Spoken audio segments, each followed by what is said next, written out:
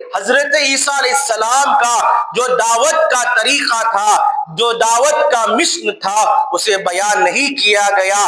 اللہ تبارک و تعالیٰ نے قرآن مجید میں حضرت عیسیٰ علیہ السلام کا، ان کے دعوت کا جو طریقہ تھا، انہوں نے جو مختصر زمانہ پیش کیا تھا، اس کو بیان کیا ہے۔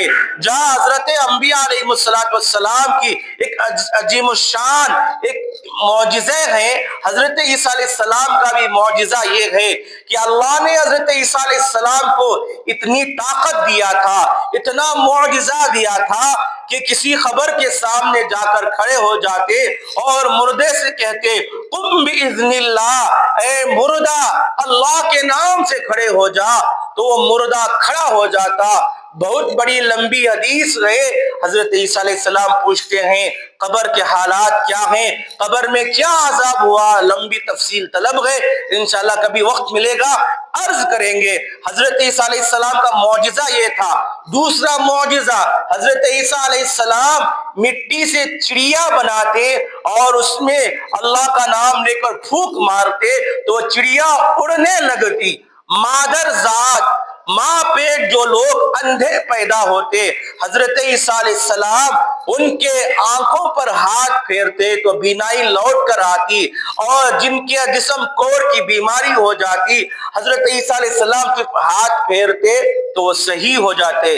انشاءاللہ اگلی جمعہ میں کوشش کروں گا کہ حدیث مبارکہ سے حضرت عیسیٰ علیہ السلام کا کیا انہوں نے نبوت کا طریقہ انجام دیا اور کن باتوں سے ان کو جھٹلایا گیا، اور آسمانوں پر آپ کو جو لے کر گیا، پھر تین خدا جو تھے، کیا حضرت عیسیٰ علیہ السلام نے اس بات کو کہا تھا، یا حضرت عیسیٰ علیہ السلام قیامت کے قریب جو آئیں گے نبی بن کر آئیں گے یا امتی بن کر آئیں گے، یہ تفصیلی بات انشاءاللہ اگلی جمعہ حضرات کے سامنے عرض گزار ہوں گا۔